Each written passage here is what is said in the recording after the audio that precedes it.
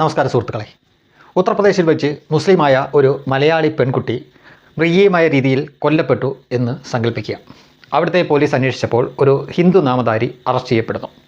ആ വാർത്ത കേരളത്തിൽ അറിഞ്ഞ നിമിഷം മുതൽ ഇവിടുത്തെ സോഷ്യൽ മീഡിയയിലും പിന്നെ മുഖ്യധാര മാധ്യമത്തിലുമൊക്കെ ഉണ്ടാവുന്ന പുകിൽ ഞാൻ പറയാതെ തന്നെ നിങ്ങൾക്ക് സങ്കല്പിക്കാൻ കഴിയുന്നുണ്ടായിരിക്കുമല്ലോ അല്ലേ.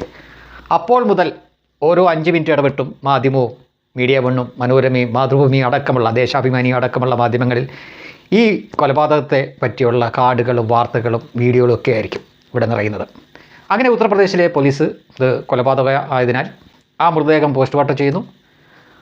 അവർ ആദ്യത്തെ റിപ്പോർട്ട് വരുന്നത് ഇത് ഒരു ലാപ്ടോപ്പ് വെച്ച് ഈ പെൺകുട്ടിയുടെ തലക്കടിച്ച് ആണ് കൊന്നത് എന്ന തരത്തിലാണ് കൊടുക്കുന്നത്. പക്ഷേ ഇവിടെ നിന്ന് ഈ വിവരം അറിഞ്ഞ് അവിടെ അന്വേഷിക്കാൻ ചെന്ന അവരുടെ ബന്ധുക്കൾ നേരിട്ട് കണ്ടപ്പോൾ കാൽപാദം മുതൽ നൃഗന്തല വരെ അടിച്ച് ചതച്ച് വെച്ചിരിക്കുകയാണെന്ന് മനസ്സിലായി. അപ്പോൾ അങ്ങനെ അവർ മാധ്യമങ്ങളോട് പ്രതികരിക്കുന്നു. തുടർന്ന് കേരള പോലീസും ഈ കേസ് അന്വേഷിക്കാൻ വേണ്ടി തീരുമാനിക്കുന്നു.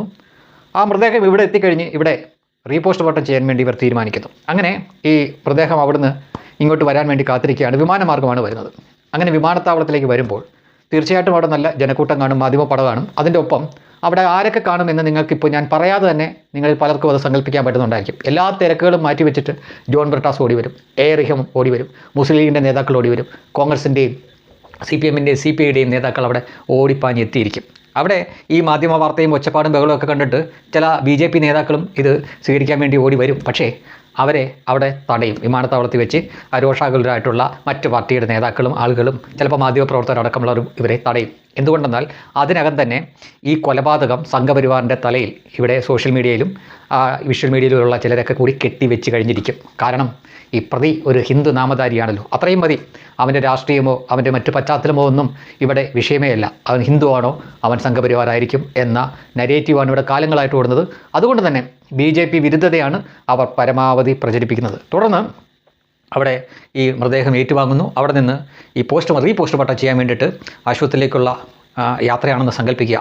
മാധ്യമ പടയായിരിക്കും, ലൈവായിട്ട് കാണിക്കും. ഇവിടെ നിന്ന് ആശുപത്രി വരെ പോകുന്നത് മുഴുവൻ ലൈവായിട്ട് കാണിക്കും. ഓരോരുത്തരുടെ പ്രതികരണം, മെഴുകുതിരി പ്രതിഷേധം, അങ്ങനെ സോഷ്യൽ മീഡിയയിലും വിഷ്വൽ മീഡിയയിലും തെരുവിലുമെല്ലാം കനത്ത പ്രതിഷേധവും കടുത്ത രീതിയിലുള്ള പ്രതികരണങ്ങളും നിങ്ങൾക്ക് കാണാൻ സാധിക്കും. ഇത്രയും ഞാൻ പറഞ്ഞതിൽ പുള്ളി പോലും തെറ്റാതെ ഇത് സംഭവിക്കുമെന്ന കാര്യം നിങ്ങൾക്ക് ആർക്കും ഒരു സംശയമില്ല എന്ന് എനിക്കറിയാം. ഇനി നിങ്ങൾ ഹരിപ്പാടിലേക്ക് നോക്കുക. അവിടെയുള്ള സാവരിയ എന്നൊരു പെൺകുട്ടി ഉസ്ബെക്കിസ്ഥാൻ എന്ന രാജ്യത്ത് വെച്ച് കൊല്ലപ്പെടുന്നു. പ്രതി ഒരു തീവ്ര ഇസ്ലാം വിശ്വാസിയാണ്. അവിടുത്തെ പോലീസ് അവനെ അറസ്റ്റ് ചെയ്തു, പോസ്റ്റ്മോർട്ടമൊക്കെ ചെയ്തു.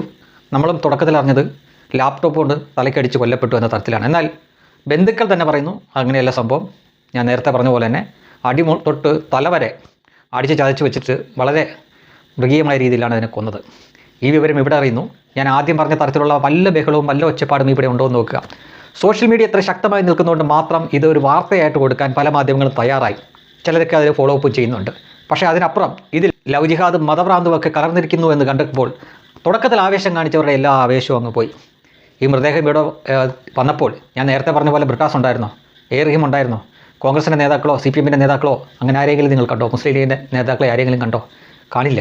തുടർന്ന് ആ മൃതദേഹം റീപോസ്റ്റ്മോർട്ടത്തിനൊക്കെ പോകുമ്പോൾ അങ്ങനെയുള്ള സീനൊന്നും നിങ്ങൾക്ക് കാണാൻ സാധിക്കില്ല. സംസ്കാരം വരെ യാതൊരു രീതിയിലുള്ള ഇത് ഞാൻ നേരത്തെ പറഞ്ഞ പോലുള്ള കോലാഹലങ്ങൾ നിങ്ങൾക്ക് കാണാൻ സാധിക്കില്ല. അതൊരു സാധാരണ കൊലപാതക വാർത്ത മാത്രമാണ് മാധ്യമങ്ങൾക്കും ഇവിടുത്തെ രാഷ്ട്രീയ നേതാക്കൾക്കും. എന്നാൽ ആ പെൺകുട്ടി ഒരു മുസ്ലിം പെൺകുട്ടിയും കൊലപാതകി ഒരു കാഫിർ നാമധാരിയുമായിരുന്നെങ്കിൽ, പ്രത്യേകിച്ചും ഹിന്ദുവുമായിരുന്നെങ്കിൽ ഞാൻ ആദ്യം പറഞ്ഞ സംഗതികളായിരിക്കും ഇവിടെ നടക്കുക.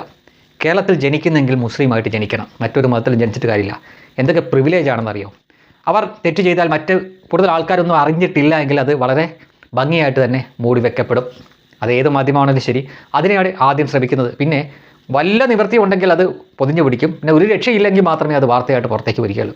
ഇനി അവർ ഇരയാക്കപ്പെടുകയാണ് എങ്കിൽ, പ്രതിസ്ഥാനത്ത് ഈ പറയുന്ന പോലെ കാഫിർ ആണെങ്കിൽ, പ്രത്യേകിച്ച് ഹിന്ദു ആണെങ്കിൽ, വലിയ രീതിയിലുള്ള ഒറ്റപ്പാടും ബഹളവും ചർച്ചയും മറ്റുമൊക്കെയാണ്. പറ്റുമെങ്കിൽ ഒരാഴ്ച ആ വിഷയം ഇട്ട് അവർ ചർച്ച ചെയ്യും. അങ്ങനെ വളരെ വളരെ പ്രിവിലേജ്ഡ് ആയിട്ടുള്ള ഒരു സൊസൈറ്റിയാണ് കേരളത്തിലെ മുസ്ലിങ്ങൾ. അതുകൊണ്ടാണ് ഒരുപക്ഷെ ഇതിൻ്റെ തമ്പ് കണ്ടപ്പോൾ പോലും ആളുകൾക്ക് തോന്നിക്കാണ് ഇതെന്താ ഇങ്ങനെ പറഞ്ഞെന്ന്.